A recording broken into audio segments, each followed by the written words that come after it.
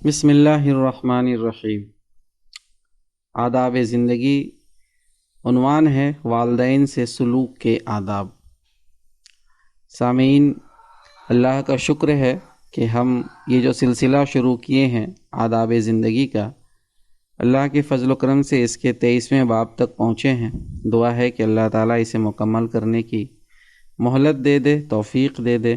آپ سے بھی دعا کی درخواست ہے، اور مزید درخواست یہ ہے کہ ہمارے ان آڈیو بکس کو آپ شیئر ضرور کریں تاکہ دوسرے لوگ بھی اس سے فائدہ اٹھا سکے اور نیکی میں آپ کی شرکت بھی ہو جائے اور آپ کو بھی ثواب ملے اور آخرت سب کی بہتر ہو، ہماری بھی اور آپ کی بھی۔ تو چلیے شروع کرتے ہیں۔ باب 23، والدین سے سلوک کے آداب۔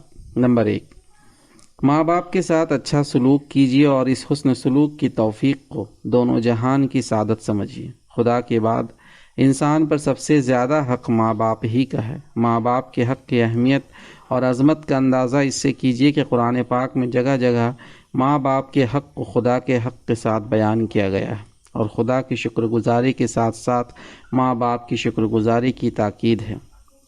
اور آپ کے رب نے فیصلہ فرما دیا ہے کہ تم خدا کے سوا کسی کی بندگی نہ کرو اور والدین کے ساتھ نیک سلوک کرو۔ سورہ بنی اسرائیل آیت نمبر 23۔ حضرت عبداللہ بن مسعود رضی اللہ عنہ کہتے ہیں، میں نے نبی صلی اللہ علیہ وسلم سے پوچھا، کون سا عمل خدا کو سب سے زیادہ محبوب ہے؟ نبی صلی اللہ علیہ وسلم نے فرمایا، وہ نماز جو وقت پر پڑھی جائے۔ میں نے پھر پوچھا، اس کے بعد کون سا عمل خدا کو سب سے زیادہ محبوب ہے؟ فرمایا، ماں باپ کے ساتھ حسن سلوک۔ میں نے پوچھا، اس کے بعد؟ فرمایا، خدا کی راہ میں جہاد کرنا۔ حضرت عبداللہ رضی اللہ عنہ فرماتے ہیں کہ ایک آدمی نبی صلی اللہ علیہ وسلم کی خدمت میں حاضر ہوا اور کہنے لگا، میں آپ کے ہاتھ پر ہجرت اور جہاد کے لیے بیعت کرتا ہوں اور خدا سے اس کا اجر چاہتا ہوں۔ نبی صلی اللہ علیہ وسلم نے پوچھا، کیا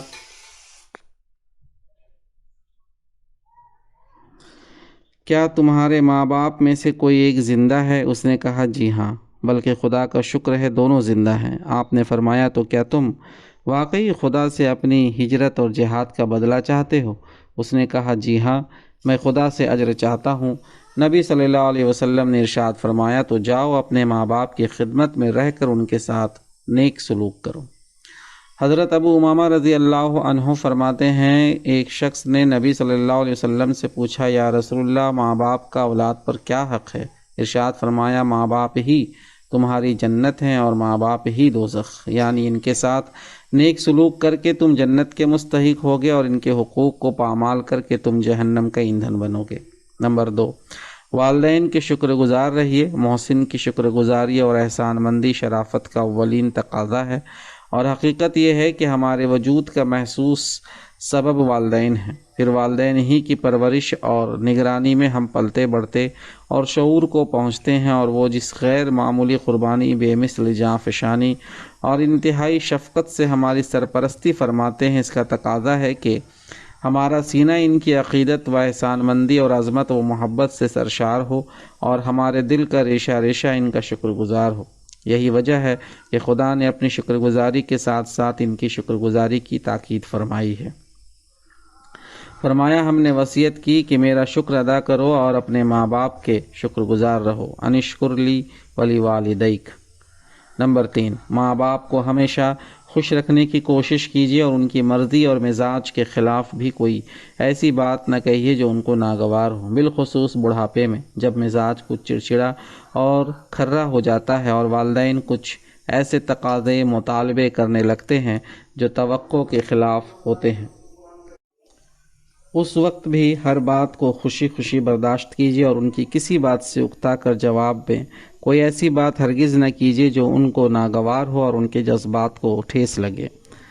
اللہ تبارک و تعالیٰ نے فرمایا، اگر ان میں سے ایک یا دونوں تمہارے سامنے بڑھاپے کی عمر کو پہنچ جائیں تو تم ان کو اف تک نہ کہو، نہ انہیں جھڑکیاں دو۔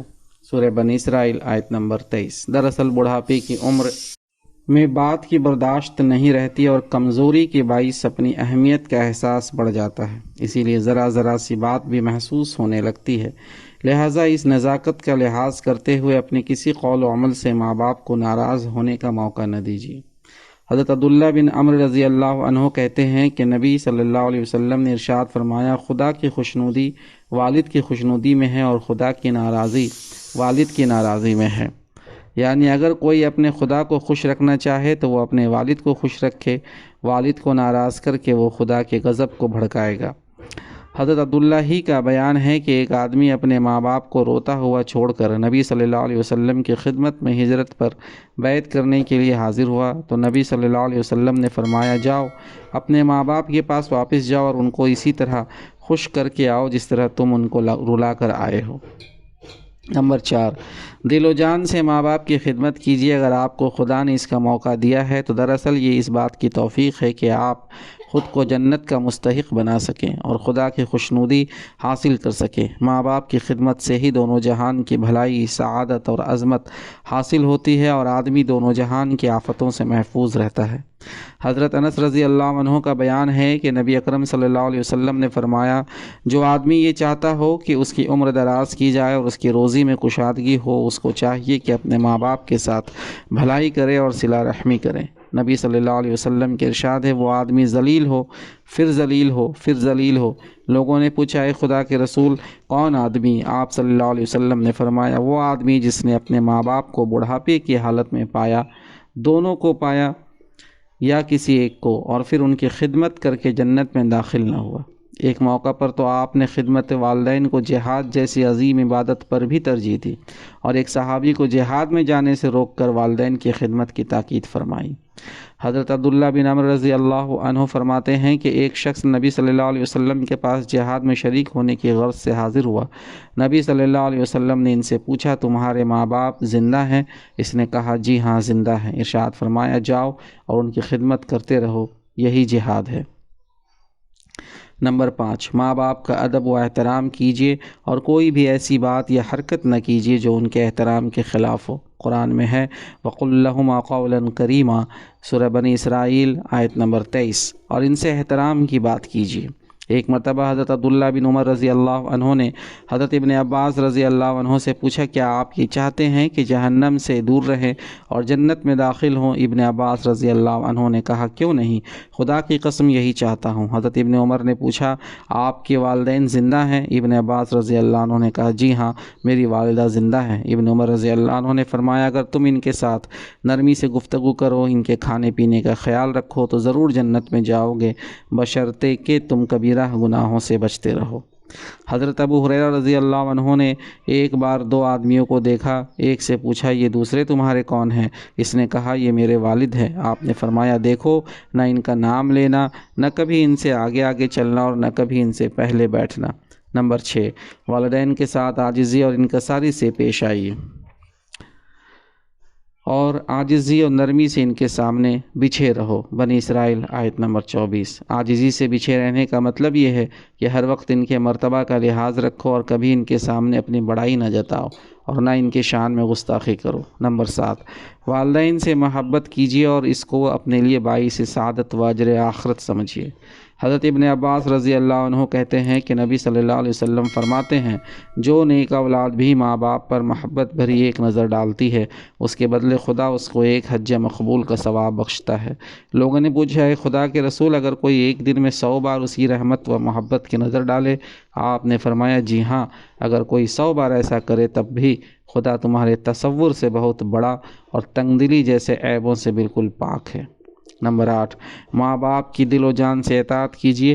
اگر وہ کچھ زیادتی بھی کر رہے ہوں تب بھی خوش دلی سے اطاعت کیجیے اور ان کے عظیم احسانات کو پیش نظر رکھ کر ان کے وہ مطالبے بھی خوشی خوشی پورے کیجیے جو آپ کے ذوق اور مزاج پر گنا ہوں، یہ بشرطے کہ وہ دین کے خلاف نہ ہوں۔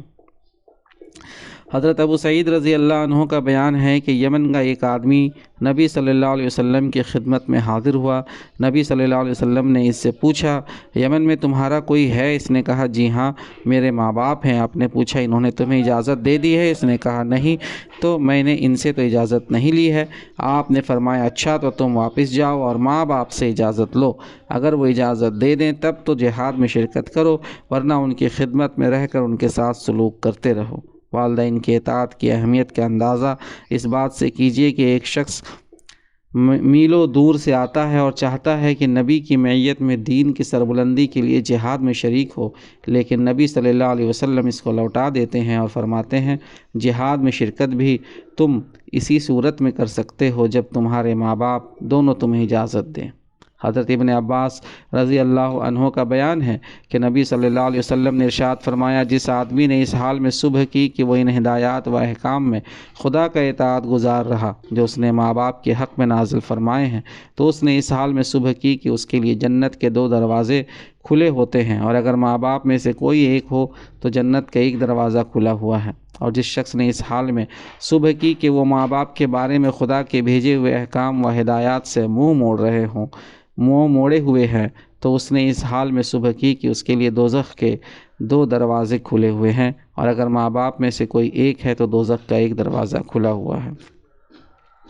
اس آدمی نے پوچھا، اے خدا کے رسول، اگر ماں باپ اس کے ساتھ زیادتی کر رہے ہوں تب بھی؟ فرمایا، ہاں، اگر زیادتی کر رہے ہوں تب بھی، اگر زیادتی کر رہے ہوں تب بھی، اگر زیادتی کر رہے ہوں تب بھی۔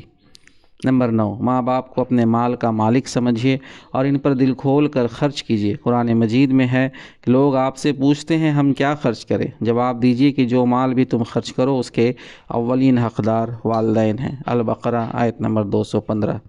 ایک بار نبی صلی اللہ علیہ وسلم کے پاس ایک آدمی آیا اور اپنے باپ کی شکایت کرنے لگا کہ وہ جب چاہتے ہیں میرا مال لے لیتے ہیں۔ نبی صلی اللہ علیہ وسلم نے اس آدمی کے باپ کو بلوایا۔ لاٹھی ٹیکتا ہوا ایک بوڑھا کمزور شخص حاضر ہوا۔ آپ نے اس بوڑھے شخص سے تحقیق فرمائی تو اس نے کہنا شروع کیا، خدا کے رسول، ایک زمانہ تھا جب یہ کمزور اور بے بس تھا اور مجھ میں طاقت تھی، میں مالدار تھا اور یہ خالی ہاتھ تھا، میں نے کبھی اس کو اپنی چیز لینے سے نہیں روکا۔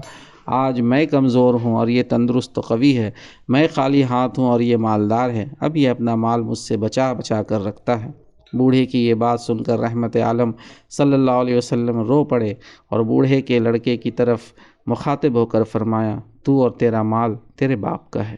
نمبر 10، ماں باپ اگر غیر مسلم ہوں تب بھی ان کے ساتھ سلوک کیجیے، ان کا ادب و احترام اور ان کی خدمت برابر کرتے رہیے، البتہ اگر وہ شرک و معصیت کا حکم دیں تو ان کے اطاعت سے انکار کر دیجیے اور ان کا کہا ہرگز نہ مانیے۔ اور اگر ماں باپ دباؤ ڈالیں کہ میرے ساتھ کسی کو شریک بناؤ جس کا تمہیں کوئی علم نہیں ہے، تو ہرگز ان کا کہنا نہ مانو اور دنیا میں ان کے ساتھ نیک برتاؤ کرتے رہو۔ سورہ لقمان آیت نمبر 15۔ حضرت اسماء رضی اللہ عنہ فرماتی ہیں کہ نبی صلی اللہ علیہ وسلم کے عہد مبارک میں میرے پاس میری والدہ آئیں اور اس وقت وہ مشرکہ تھیں۔ میں نے نبی صلی اللہ علیہ وسلم سے عرض کیا کہ میرے پاس میری والدہ آئی ہیں اور وہ اسلام سے متنفر ہیں، کیا میں ان کے ساتھ سلوک کروں؟ آپ نے فرمایا، ہاں، تم اپنی ماں کے ساتھ صلہ رحمی کرتی رہو۔ نمبر 11، ماں باپ کے لیے برابر دعا بھی کرتے رہیے اور ان کے احسانات کو یاد کر کر کے خدا کے حضور گڑ گڑائیے اور انتہائی دل سوزی اور قلبی جذبات کے ساتھ ان کے لیے رحم و کرم کی درخواست کیجیے۔ اللہ کا ارشاد ہے، وَقُلْ رَبِّ ارْحَمْهُمَا كَمَا رَبَّيَانِي صَغِيرًا، بنی اسرائیل آیت نمبر 24۔ اور دعا کرو کہ پروردگار ان دونوں پر رحم فرما جس طرح ان دونوں نے بچپن میں میری پرورش فرمائی تھی، یعنی اے پروردگار، بچپن کی بے بسی میں جس رحمت و جانفشانی اور شفقت و محبت سے انہوں نے میری پرورش کی اور میری خاطر اپنے عیش کو قربان کیا، پروردگار اب یہ بڑھاپے کی کمزوری اور بے بسی میں مجھ سے زیادہ خود رحمت اور شفقت کے محتاج ہے، خدایا میں ان کا کوئی بدلہ نہیں دے سکتا، تو ہی ان کی سرپرستی فرما اور ان کے حال زار پر رحم کی نظر کر۔ نمبر 12، ماں کی خدمت کا خصوصی خیال رکھیے۔ ماں طبعاً زیادہ کمزور اور حساس ہوتی ہے اور آپ کی خدمت و سلوک کی نسبتاً زیادہ ضرورت مند بھی، پھر اس کے احسانات اور قربانیاں بھی باپ کے مقابلے میں کہیں زیادہ ہیں، اس لیے دین نے ماں کا حق زیادہ بتایا ہے اور ماں کے ساتھ سلوک کی خصوصی ترغیب دی ہے۔ قرآن پاک میں ارشاد ہے، اور ہم نے انسان کو ماں باپ کے ساتھ بھلائی کرنے کی تاکید کی، اس کی ماں تکلیف اٹھا اٹھا کر اس کو پیٹ میں لیے پھری اور تکلیف ہی سے جنا، اور پیٹ میں اٹھانے اور دودھ پلانے کی یہ تکلیف دہ مدت 2.5 سال ہے۔ الاحقاف آیت نمبر 15۔ قرآن نے ماں باپ دونوں کے ساتھ سلوک کرنے کی تاکید کرتے ہوئے خصوصیت کے ساتھ ماں کے پیہم دکھ اٹھانے اور کٹھنائیاں جھیلنے کا نقشہ بڑے ہی اثر انگیز انداز میں کھینچا ہے اور نہایت خوبی کے ساتھ نفسیاتی انداز میں اس حقیقت کی طرف اشارہ کیا ہے کہ جانثار ماں باپ کے مقابلے میں تمہاری خدمت و سلوک کی زیادہ مستحق ہے، اور پھر اسی حقیقت کو خدا کے رسول نے بھی کھول کھول کر بیان فرمایا۔ حضرت ابو ہریرہ رضی اللہ عنہ فرماتے ہیں ایک شخص نبی صلی اللہ علیہ وسلم کی خدمت میں آیا اور پوچھا، اے خدا کے رسول، میرے نیک سلوک کا سب سے زیادہ مستحق کون ہے؟ آپ نے فرمایا تیری ماں۔ اس نے پوچھا پھر کون ہے؟ آپ نے فرمایا تیری ماں۔ اس نے پوچھا پھر کون ہے؟ ارشاد فرمایا تیری ماں۔ اس نے کہا پھر کون ہے؟ تو آپ صلی اللہ علیہ وسلم نے فرمایا تیرا باپ۔ حضرت جاہمہ رضی اللہ عنہ نبی صلی اللہ علیہ وسلم کی خدمت میں حاضر ہوئے اور کہا، یا رسول اللہ، میرا ارادہ ہے کہ میں آپ کے ہمراہ جہاد میں شرکت کروں اور اسی لیے آیا ہوں کہ آپ سے اس معاملہ میں مشورہ لوں، فرمائیے کیا حکم ہے؟ نبی صلی اللہ علیہ وسلم نے ان سے پوچھا، تمہاری والدہ زندہ ہیں؟ جاہمہ نے کہا جی ہاں زندہ ہیں۔ نبی صلی اللہ علیہ وسلم نے ارشاد فرمایا تو پھر جاؤ اور انہی کی خدمت میں لگے رہو، کیونکہ جنت انہی کے قدموں میں ہے۔ حضرت اویس رحمۃ اللہ علیہ نبی صلی اللہ علیہ وسلم کے دور میں موجود تھے مگر آپ کی ملاقات کا شرف حاصل نہ کر سکے۔ ان کی ایک بوڑھی ماں تھی، دن رات انہی کی خدمت میں لگے رہتے۔ نبی صلی اللہ علیہ وسلم کے دیدار کی بڑی آرزو تھی، اور کون مومن ہوگا جو اس تمنا میں نہ تڑپتا ہو کہ اس کی آنکھیں دیدار رسول صلی اللہ علیہ وسلم سے روشن ہو۔ چنانچہ حضرت اویس رحمۃ اللہ علیہ نے آنا بھی چاہا، لیکن نبی صلی اللہ علیہ وسلم نے منع فرمایا۔ فریضہ حج ادا کرنے کی بھی ان کے دل میں بڑی آرزو تھی، لیکن جب تک ان کی والدہ زندہ رہیں ان کی تنہائی کے خیال سے حج نہیں کیا، اور ان کی وفات کے بعد ہی یہ آرزو پوری ہو سکی۔ نمبر 13، رضاعی ماں کے ساتھ بھی اچھا سلوک کیجیے، اس کی خدمت کیجیے اور ادب و احترام سے پیش آئیے۔ حضرت ابو طفیل رضی اللہ عنہ کہتے ہیں، میں نے جورانہ کے مقام پر نبی صلی اللہ علیہ وسلم کو دیکھا کہ آپ گوشت تقسیم فرما رہے ہیں۔ اتنے میں ایک عورت آئیں اور نبی صلی اللہ علیہ وسلم کے بالکل قریب پہنچ گئی۔ آپ نے ان کے لیے اپنی چادر بچھا دی، وہ اس پر بیٹھ گئی۔ میں نے لوگوں سے پوچھا یہ کون صاحبہ ہے؟ لوگوں نے بتایا کہ یہ نبی صلی اللہ علیہ وسلم کی وہ ماں ہے جنہوں نے آپ کو دودھ پلایا تھا۔ نمبر 14، والدین کی وفات کے بعد بھی ان کا خیال رکھیے اور ان کے ساتھ نیک سلوک کرنے کے لیے ذیل کی باتوں پر کاربند رہیے۔ نمبر 1، ماں باپ کے لیے مغفرت کی دعائیں برابر کرتے رہیے۔ قرآن پاک نے مومنوں کو یہ دعا سکھائی ہے، ربنا اغفر لی ولی والدی وللمؤمنین یوم یقوم الحساب۔ سورہ ابراہیم آیت نمبر 41۔ پروردگار میری مغفرت فرما اور میرے والدین کی اور سب ایمان والوں کو اس روز معاف فرما دے جبکہ حساب قائم ہوگا۔ حضرت ابو ہریرہ رضی اللہ عنہ کا بیان ہے کہ مرنے کے بعد پروردگار میری مغفرت فرما اور میرے والدین کی اور سب ایمان والوں کو اس روز معاف فرما دے جبکہ حساب قائم ہوگا۔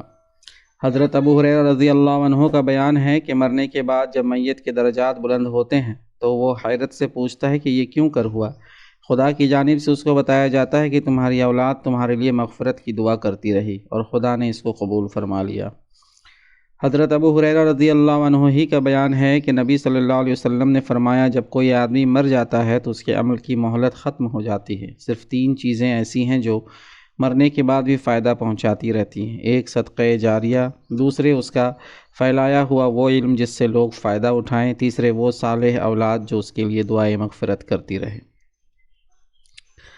والدین کے کیے ہوئے عہد و پیمان اور وصیت کو پورا کیجیے۔ ماں باپ نے اپنی زندگی میں بہت سے لوگوں سے کچھ وعدے کیے ہوں گے، اپنے خدا سے کچھ عہد کیا ہوگا، کوئی نظر مانی ہوگی، کسی کو کچھ مال دینے کا وعدہ کیا ہوگا، ان کے ذمہ کسی کا قرضہ رہ گیا ہوگا اور ادا کرنے کا موقع نہ پا سکے ہوں گے، مرتے وقت کچھ وصیتیں کی ہوں گی۔ آپ اپنے امکان بھر ان سارے کاموں کو پورا کیجیے۔